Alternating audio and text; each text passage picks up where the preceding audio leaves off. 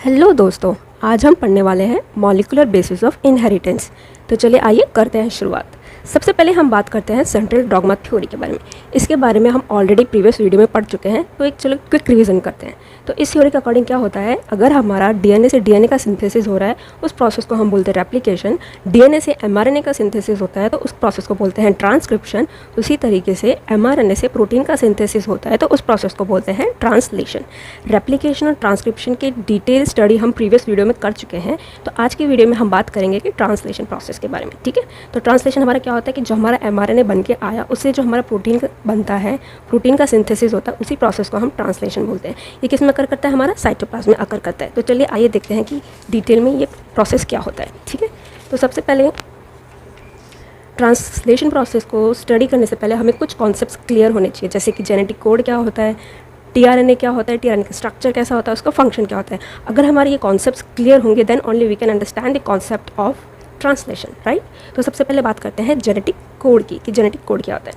ठीक है, तो जेनेटिक कोड क्या होता है, हमारे ट्राई न्यूक्लियोटाइड सीक्वेंस होते हैं, यानी ट्रिपलेट्स होते हैं। ठीक है, जैसे कि हमने देखा था जो हमारा एमआरएनए है उसमें सीक्वेंसेस प्रेजेंट होती है नाइट्रोजन बेसिस की, जो हमारा डीएनए होता है उसमें भी सीक्वेंस प्रेजेंट होती है नाइट्रोजन बेसिस की। ठीक है, तो ये जो हमारी सीक्वेंस है ये किस फॉर्म में रीड होती है, ट्रिपलेट फॉर्म्स में रीड होती है, तीन तीन न्यूक्लियोटाइड्स के फॉर्म में ये रीड आउट होती है। ठीक है, तो ये जो तीन न्यूक्लियोटाइड्स यानी ट्राई न्यूक्लियोटाइड सीक्वेंस जो बनता है उसको हम बोलते हैं कोडॉन, जेनेटिक कोड बोलते हैं। यानी तीन न्यूक्लियोटाइड मिलकर हमारा एक कोडॉन बनाते हैं। ठीक है, तो उसी को हम पर्टिकुलरली क्या बोलते हैं, जेनेटिक कोड बोलते हैं। ठीक है, ये जेनेटिक कोडॉन की बेसिकली हमारे ट्रांसलेशन प्रोसेस में ही ज़रूरत होती है।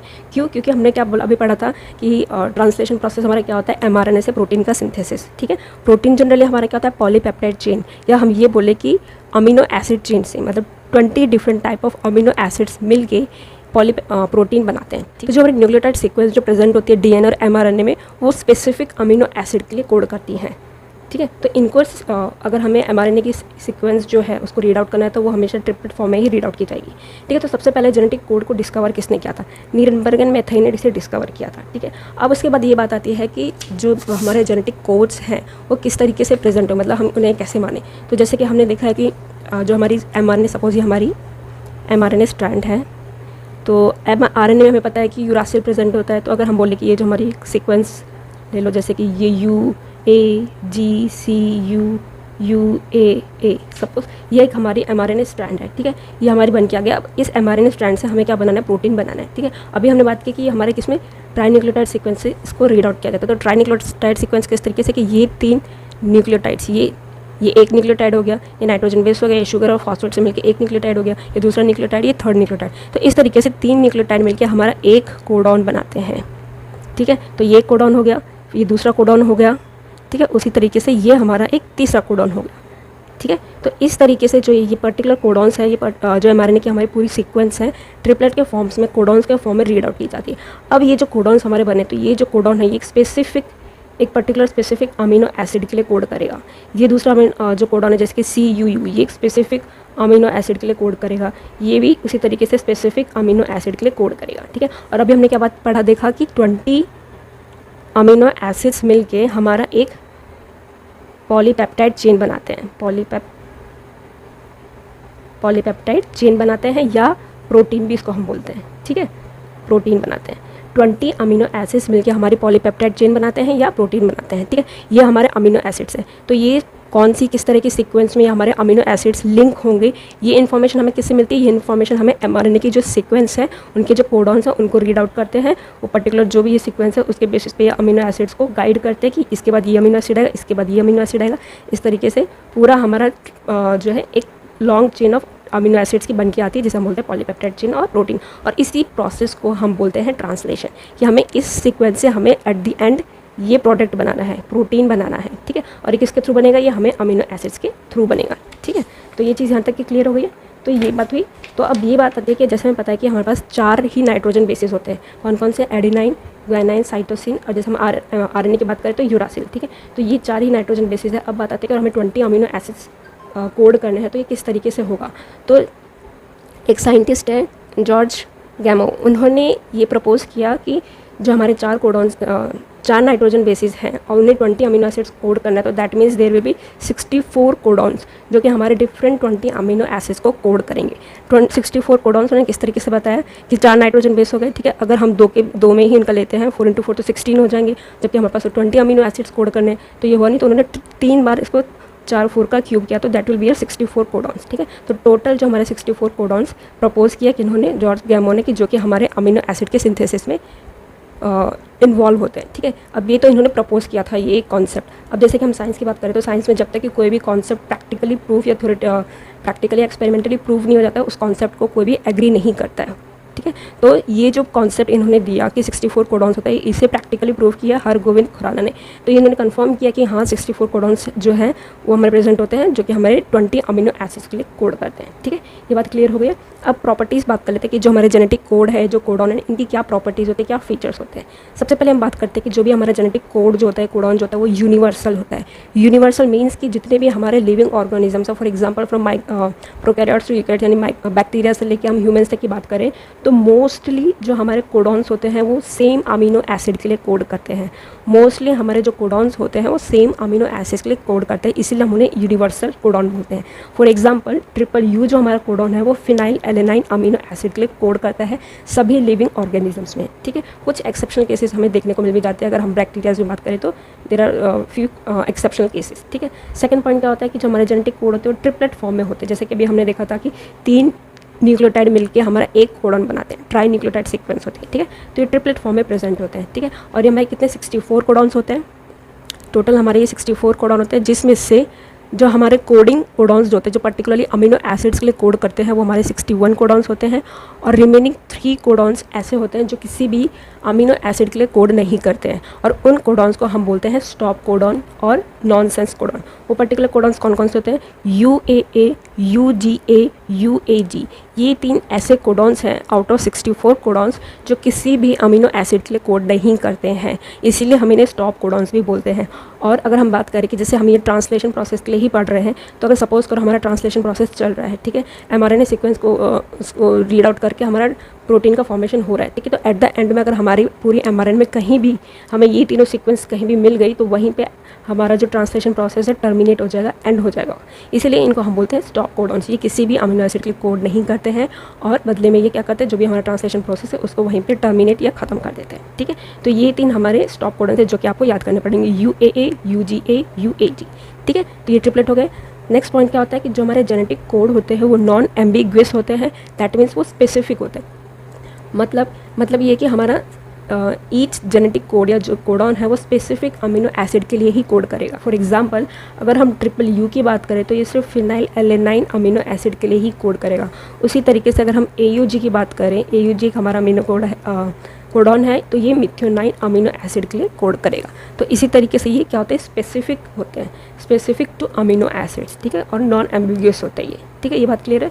नेक्स्ट पॉइंट होता है हमारा क्या, डीजेनरेट, ठीक है। तो यहाँ पे क्या बोलना चाहता है कि हम कुछ ऐसे अमीनो एसिड्स होते हैं, हम 60 जो हमारे 64 कोडॉन्स हमारे पास प्रेजेंट है और 20 अमीनो एसिड्स बने, तो 20 अमीनो एसिड्स में से कुछ अमीनो एसिड्स ऐसे होते हैं जो एक से ज़्यादा कोडॉन्स के थ्रू सिंथेसाइज किए जाते हैं, कोड किए जाते हैं, ठीक है। मैं फिर से बोल रही हूँ, 20 में से कुछ अमीनो एसिड्स ऐसे होते हैं जो एक से ज़्यादा कोडॉन्स के थ्रू कोड किए जाते हैं या सिंथेसाइज किए जाते हैं, तो इसीलिए इनको हम डीजेनरेट बोलते हैं, ठीक है। नेक्स्ट पॉइंट क्या होता है कि जो हमारे जेनेटिक कोड होते हैं, जो कोडॉन होते हैं, ये कॉन्टीन्यूस फैशन में रीड किए जाते हैं, कॉन्टीन्यूस फैशन में रीड किए जाते हैं। दैट मीन्स कि जो हमारी mRNA की सीक्वेंस जो होती है जिसको हम रीड करते हैं, तो 3 ट्रिपलेट्स के फॉर्म में ही रीड आउट होती है। उनके बीच में कहीं कॉमा, किसी तरह का गैप या किसी तरह का बैरियर प्रेजेंट नहीं होता, कंटिन्यूस फैशन में उनको हम रीड आउट करते हैं। जैसे कि हम ये बात करें कि ये सीक्वेंस को देखें तो ये हमारी mRNA के सीक्वेंस है, तो कंटिन्यूस ट्रिपलेट न्यूक्लियोटाइड्स को ये रीड करती है, इनके बीच में कोई कॉमा, कोई गैप, किसी तरह का कोई पंक्चुएशन कुछ भी प्रेजेंट नहीं होता। कंटिन्यूस फैशन में ये 3 के पेयर्स में रीड आउट की जाती है, ठीक है। यहाँ तक की बात एकदम क्लियर हो गई है। जो हमारा ये AUG है, AUG जो कोडॉन है, जिसको मैंने बताया कि मिथ्योनाइन के लिए कोड करता है, ये हमारा इसको हम इनिशिएटर कोडॉन भी बोलते हैं या स्टार्टिंग कोडॉन भी बोलते हैं। Generally most of the organisms में ये हमारा इनिशिएटर कोडॉन या स्टार्टिंग कोडॉन होता है। इनिशिएटर कोडॉन, स्टार्टिंग कोडॉन किसके लिए, ट्रांसलेशन प्रोसेस के लिए। मतलब अगर हमारे mRNA में जब ये कोडॉन मिलेगा तभी हमारा ट्रांसलेशन प्रोसेस जो है वो इनिशिएट या स्टार्ट हो पाएगा, ठीक है। यहाँ तक की बात क्लियर हो गई। ये तो हमने देख लिया कि जेनेटिक कोड्स क्या होते हैं। अब बात करते हैं, जेनेटिक कोड्स क्लियर हो गए। अब एक और टॉपिक हमारे एनसीईआरटी में दे रखा है कि mutations and genetic code. Genetic codes अभी हमने देख लिया कि ट्रिपलेट फॉर्म्स में प्रेजेंट होते हैं और ये स्पेसिफिक अमीनो एसिड्स के लिए कोड करते हैं, ठीक है। म्यूटेशंस क्या होता है? म्यूटेशंस का क्या होता है कि जो भी कोई हमारा स्ट्रक्चर है, किसी केमिकल या कोई भी हमारा स्ट्रक्चर है, अगर उसमें किसी भी तरह का कोई भी वेरिएशन या चेंज होता है उसको हम बोलते हैं म्यूटेशन, ठीक है। तो यहाँ पे जेनेटिक कोड एंड म्यूटेशन का क्या लिंक अप है? देखो, जेनेटिक कोड हमने बात किया कि जनरली क्या होता है कि मतलब नाइट्रोजन बेसिस जो हमारे प्रेजेंट होते हैं पूरे एक सीक्वेंस 3 के ट्रिपलेट में उनको रीड आउट किया जाता है, ठीक है। तो इनमें अगर किसी भी तरह का कोई भी म्यूटेशन हो जाता है किसी भी पॉइंट पे, तो उस कॉन्सेप्ट को हम यहाँ पे पढ़ रहे हैं, ठीक है। तो यहाँ पे सबसे पहले इन्होंने बताया है पॉइंट म्यूटेशन, ठीक है, एक तरह का पॉइंट म्यूटेशन जो कि जेनेटिक कोड में आता है। पॉइंट म्यूटेशन में हमारे यहाँ पे क्या बोला गया है? पॉइंट मतलब एक सिंगल पॉइंट पे म्यूटेशन को भी चेंज हुआ है, ठीक है। तो यानी कि जो हमारा जेनेटिक कोड जो हम पढ़ रहे हैं, यानी कोडॉन जो हम बात कर रहे हैं, स्पेसिफिकली हम बात कर रहे हैं कोडॉन के पर्सपेक्टिव पे, ठीक है। तो अगर हमारा कोडॉन जो कि ट्रिपलेट फॉर्म कर रहा है, तो उन ट्रिपलेट में से अगर कोई भी एक नाइट्रोजन बेस जो है उसमें किसी भी तरह का म्यूटेशन चेंज होता है, ठीक है, उस म्यूटेशन को हम बोलते हैं पॉइंट म्यूटेशन, ठीक है। अब जैसे इसका इन्होंने एक एग्जांपल दिया है सिकल सेल एनीमिया, ठीक है। सिकल सेल एनीमिया एक तरह का डिसऑर्डर है पॉइंट म्यूटेशन का। इसमें क्या होता है सिकल सेल एनीमिया में? इसमें क्या होता है, जो हमारा हीमोग्लोबिन है उसमें 4 स्ट्रैंड्स प्रेजेंट होती है, 2 बीटा चेन प्रेजेंट होती है और 2 अल्फा चेन प्रेजेंट होती है, ठीक है। तो बीटा चेन में 6th पोजीशन पे ग्लूटामेट अमीनो एसिड प्रेजेंट होता है। तो ये जब डिसीज कॉज होती है तो इसमें क्या होता है, ग्लूटामेट की जगह पे वैलिन अमीनो एसिड आ जाता है। कैसे आ जाता है? 6th पोजीशन पे जो हमारी कोडॉन जो प्रेजेंट है, जो ग्लूटामेट अमीनो एसिड को कोड करता है, वो होता है हमारा GAG, ठीक है। वहाँ पे अब अगर नोटिस करो तो ये इसमें पॉइंट म्यूटेशन हो जाता है, A की जगह पे U आ जाता है, तो GUG ये हमारा नया न्यू कोडॉन बन गया जो कि हमारा वैलिन अमीनो एसिड के लिए कोड करता है, ठीक है। तो पूरी चेन हमारी सही जा रही थी, सारे अमीनो एसिड अपने अकॉर्डिंगली सीक्वेंस में प्रेजेंट थे। 6th पोजीशन पे ग्लूटामेट की जगह पे वैलिन आ जाता है और ये हमारा जो बीटा चेन है उसको ऑल्टर कर देता है और इस डिसीज़ को हम बोलते हैं सिकल सेल एनीमिया, ठीक है। तो इस तरह का ये हो गया पॉइंट म्यूटेशन से, ठीक है। और थोड़ा आगे देखते हैं कि थोड़ा और इसको डिटेल में पढ़ लेते हैं पॉइंट म्यूटेशन का। जैसे हमारे पास ये सीक्वेंस है, जैसे यहाँ पर T प्रेजेंट है तो ऑफकोर्स ये डीएनए की सीक्वेंस होगी। तो सीक्वेंस अभी हमने बात की थी, ये ट्रिपलेट के फॉर्म में ही इसको रीड आउट किया जाता है, ठीक है। कंटिन्यूस फ्रेम शिफ्ट में इसको रीड आउट किया जाता है। अगर ये सीक्वेंस हम रीड आउट कर रहे हैं, अगर इस सीक्वेंस में किसी एक नाइट्रोजन बेस का इंसर्शन हो जाता है या किसी नाइट्रोजन बेस का डिलीशन हो जाता है, डिलीट हो जाता है, तो ये जो क्या करेगा, जो हमारा फाइनल प्रोडक्ट जो इसका फाइनल प्रोडक्ट जो बन के आना था, सिंथेसिस होना था, दैट मीन्स जो प्रोटीन सिंथेसिस होनी थी उसको वो ऑल्टर कर देगा, उसके फंक्शन को, उसके स्ट्रक्चर को वो ऑल्टर कर देगा, ठीक है। जैसे फॉर एग्जांपल हमने जैसे बात की कि सपोज देखिए हमारे पास सीक्वेंस है, जैसे राम हैज़ रेड कैप, ये हमारी एक सीक्वेंस होगी, राम हैज़ रेड कैप, ये ट्रिपलेट्स के फॉर्म में है। अगर हम यहाँ पे एक ऐड कर देते हैं, S और R के बीच में एक नाइट्रोजन बेस ऐड कर देते हैं, तो हमारी सीक्वेंस जो थोड़ी ऑल्टर हो जाएगी। किस तरीके से? राम हैज़ ये ट्रिपलेट हुआ, अब यहाँ पे हमने B ऐड कर दिया तो B को ले लेगा, BRE ट्रिपलेट बना लिया, और यहाँ पे DCA ये ट्रिपलेट बना लिया, P अलग हो गया। तो ये हमारा यहाँ पे अब इधर से क्या हो जाएगा, पूरी हमारी सीक्वेंस जो चेंज होती चली जाएगी, ठीक है। तो एट दी एंड जो हमारा प्रोडक्ट बनना था वो यहाँ पे क्या हो जाएगा, वो ना बन के कुछ और बन जाएगा, दैट मीन्स हमारा फाइनल प्रोडक्ट यहाँ पे ऑल्टर हो गया, ठीक है। तो इस तरह के म्यूटेशन भी जनरली हो सकते हैं। सेम ये तो हो गया, हमने इंसर्शन की बात की कि अगर कोई नाइट्रोजन बेस इंसर्ट हुआ है सीक्वेंस में, अगर कोई नाइट्रोजन बेस सीक्वेंस में से डिलीट हो जाता है तो भी क्या इस पर असर पड़े, इफेक्ट होगा, देखते हैं। राम हैज़ डेट कैप की अगर हम वहीं पे एग्जांपल लेते हैं तो राम हैज़ यहाँ से अगर हमारा R जो है वो डिलीट हो जाता है तो EDC एक साथ आ जाए, क्योंकि ट्रिपलेट उसे बनाना है कंटिन्यूस मैनर में रीड आउट होती है सीक्वेंस। ये भी हमने देखा था, उसको कोई फ़र्क नहीं पड़ता कि कुछ क्या सीक्वेंस नाइट्रोजन बेस मिसिंग है या ऐड है, वो अपना कंटिन्यूसली 3 के न्यूक्लियोटाइड्स को रीड आउट करता जाता है और जो भी सीक्वेंस कोडॉन बनता है उसके अकॉर्डिंग अमीनो एसिड वो प्रोवाइड कर देता है, ठीक है। तो इस तरीके से अगेन यहाँ पे चेंज हो गया, तो अब यहाँ पे हमारा जो फाइनल प्रोडक्ट जो बनना होगा वो भी यहाँ पे ऑल्टर हो जाएगा, ठीक है। तो ये हमारे कुछ तरह के म्यूटेशंस हैं। तो जो म्यूटेशंस जिनमें इंसर्शन होता है उन्हें हम बोलते हैं फ्रेम शिफ्ट इंसर्शन म्यूटेशन, और जहाँ पे हमारा डिलीशन हो रहा है उन्हें हम बोलते हैं फ्रेम शिफ्ट डिलीशन म्यूटेशंस, ठीक है। तो ये हमारे कुछ पॉइंट्स थे जो कि हमें क्लियर हो गए। अब हमने जेनेटिक कोड को देख लिया। अब एक और बात हमने बात की थी कि टीआरएनए का भी हमें पता होना चाहिए कि टीआरएनए क्या होता है, उसका स्ट्रक्चर, उसका फंक्शन, तभी हमें ट्रांसलेशन प्रोसेस अच्छे से समझ में आएगा, ठीक है। तो अब हम बात करते हैं टीआरएनए के बारे में। टीआरएनए होता है हमारा ट्रांसफ़र आरएनए, ठीक है। इसको हम अडेप्टर मॉलिक्यूल भी बोलते हैं। ट्रांसफ़र आरएनए नाम से पता चल रहा है कि ट्रांसफ़र यानी कि किसी चीज़ को ट्रांसफ़र करता है, ठीक है। अडेप्टर मॉलिक्यूल किसी चीज़ को अडेप्ट करके रखता है, ठीक है। अब अगर हम बात करते हैं, ये तो हमने देख लिया कि हमारा एमआरएनए से क्या है कि प्रोटीन या पॉलीपेप्टाइड चेन बननी होती है, यानी अमीनो एसिड की चेन्स बननी होती है, ठीक है। लेकिन क्या होता है, जो हमारे अमीनो एसिड्स होते हैं उनमें कोई भी स्ट्रक्चरल स्पेशलिटी नहीं होती है कि वो खुद से जाके mRNA की जो सीक्वेंस है या जो कोडॉन्स है उनको रीड करके उसके अकॉर्डिंग पॉलीपेप्टाइड चेन बना ले, उनमें इस तरह की एबिलिटी नहीं होती है। तो क्या करें, तो किस तरीके से हमारा प्रोटीन का सिंथेसिस होगा, तो दैट मीन्स यहाँ पे अब किसी मीडिएटर की ज़रूरत है कि जो कि अमीनो एसिड्स को लेकर आए, mRNA को रीड करे और जो भी सीक्वेंस है, जो कोडॉन वहाँ पे प्रेजेंट है उसके अकॉर्डिंग वो अमीनो एसिड प्रोवाइड करे और हमारा पॉलीपेप्टाइड सिंथेसिस प्रोसेस को इनिशिएट करे, ठीक है। तो हमें एक मीडिएटर की ज़रूरत होगी, ठीक है। तो वो जो मीडिएटर का जो काम है वो हमारा टीआरएनए करता है, ठीक है। टीआरएनए मीडिएटर का काम करता है, ये क्या करता है, अमीनो एसिड्स को लेके आता है साइटोप्लाज्म में से, एमआरएनए के पास लेके जाता है, एमआरएनए से उसकी सीक्वेंस को रीड करता है, कोडॉन जो प्रेजेंट है वो रीड करता है और उसके अकॉर्डिंग अमीनो एसिड्स उसको प्रोवाइड करता है और प्रोटीन सिंथेसिस टेक प्लेस होता है, ठीक है। तो स्ट्रक्चर देखते हैं टीआरएनए का क्या है। आरएनए है तो आरएनए में पता है कि सिंगल स्ट्रैंडेड होता है, तो ये सिंगल स्ट्रैंडेड हमारा आरएनए है, तो ये कॉइल्स फॉर्म में इस तरीके से प्रेजेंट होता है, ये उसका 5' है, ये उसका 3' है इधर वाले पे, ठीक है। तो इस तरीके से अब क्या होता है कि जो हमारा टीआरएनए मॉलिक्यूल है इसमें 2 रीजन्स प्रेजेंट होते हैं। एक होता है हमारा एंटीकोडॉन लूप, एंटीकोडॉन लूप मतलब कि ये क्या करता है, इसके पास ना एंटीकोडॉन सीक्वेंस होती है, किसके लिए, जो हमारे एमआरएनए पे जो सीक्वेंस प्रेजेंट है उसके एंटीकोडॉन सीक्वेंस इसके पास प्रेजेंट होती है, यानी कि ये कॉम्प्लीमेंट्री सीक्वेंस लेके घूमता है एमआरएनए की, ठीक है। तो अब इसके पास जो एंटीकोडॉन एक जगह पे उसकी एंटीकोडॉन सीक्वेंस होगी, दूसरी जगह पे यहाँ पे एक बार क्या होता है, इसके पास अमीनो एसिड एक्सेप्टर एंड होता है, अमीनो एसिड एक्सेप्टर एंड होता है। तो जिस तरह का इसके पास एंटीकोडॉन सीक्वेंस प्रेजेंट है उसी के अकॉर्डिंग जो पर्टिकुलर अमीनो एसिड के लिए कोड करेगा उस अमीनो एसिड को वो लेके घूमता है, अपने साथ लेके आएगा, ठीक है। और फिर उस अमीनो एसिड को जिस कोडॉन का ये मतलब जिस एमआरएनए कोडॉन का ये एंटीकोडॉन है उसको वो जाके वो अमीनो एसिड प्रोवाइड कर देगा, ठीक है। तो इस तरीके से ये रहता है। तो इसमें हमारे 2 रीजन्स प्रेजेंट होते हैं, एंटीकोडॉन लूप होता है जो कि उसमें एंटीकोडॉन सीक्वेंस होती है कोडॉन सीक्वेंस की, ठीक है, जो कि एमआरएनए प्रेजेंट है। दूसरा हमारा उसमें क्या होता है, अमीनो एसिड रहता है, ठीक है। ये चीज़ हो गई। अब क्या होता है कि जो टीआरएन होता है जो टीआरएनए जो होता है वो ईच अमीनो एसिड के लिए स्पेसिफिक होता है, मतलब हर अमीनो एसिड के लिए स्पेसिफिक टीआरएनए मॉलिक्यूल प्रेजेंट होता है, ठीक है।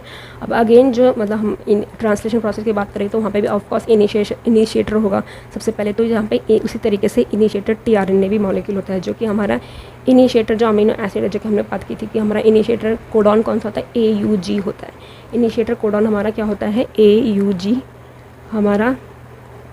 ये हमारा इनिशिएटर कोडॉन होता है। तो इसका कॉम्प्लीमेंट्री या एंटीकोडॉन क्या हो जाएगा, UAC, ठीक है। तो जो हमारा इनिशिएटर टीआरएनए होगा उसके ऊपर UAC सीक्वेंस प्रेजेंट होगी और उसी के अकॉर्डिंग यहाँ पे वो अमीनो एसिड विच इज़ हमारे मिथ्योनाइन को लेके ये आएगा और ट्रांसलेशन प्रोसेस को इनिशिएट करेगा, ठीक है। यहाँ तक बात क्लियर। अब दूसरी क्या होता है कि ये जो हमारा टीआरएनए है ये इस तरह कॉइल लाइक इस तरह के स्ट्रक्चर में प्रेजेंट होता है, सेकेंडरी स्ट्रक्चर फॉर्म करके रखता है, तो ये क्लोवर लीफ लाइक दिखता है, ठीक है। और जो अगर रियल उसमें सेकेंडरी स्ट्रक्चर की अगर हम बात करें तो ये इन्वर्टेड L शेप का इसका स्ट्रक्चर होता है, ठीक है।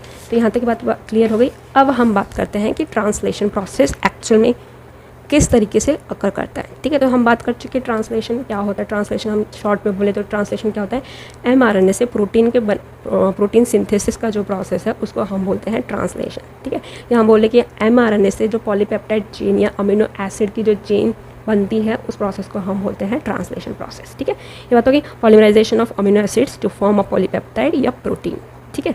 अब ये हो गया। अब हमने बात की कि 20 अमीनो एसिड्स मिलके एक चेन बनाता है जिसे हम बोलते हैं पॉलीपेप्टाइड चेन या प्रोटीन बोलते हैं, ठीक है। तो ये जो 20 अमीनो एसिड्स एक दूसरे से बाइंड कर रहे हैं तो जो इनके बीच में बॉन्ड बनती है उसको हम बोलते हैं पेप्टाइड बॉन्ड, इसीलिए हम इसको पॉलीपेप्टाइड चेन भी बोलते हैं। पॉली मतलब बहुत सारी पेप्टाइड बॉन्ड्स बन रही है, ठीक है। अब ये जो अमीनो एसिड्स के बीच में जो पेप्टाइड बॉन्ड बनती है इनमें एनर्जी रिक्वायर्ड होती है, इनमें एनर्जी की रिक्वायरमेंट होती है, ठीक है। तो ये एनर्जी मतलब क्योंकि बहुत ज़्यादा लार्ज अमाउंट में एनर्जी इनकी रिक्वायर्ड होती है, तो ये एनर्जी का रोल कहाँ से कंप्लीट होता है वो देखते हैं।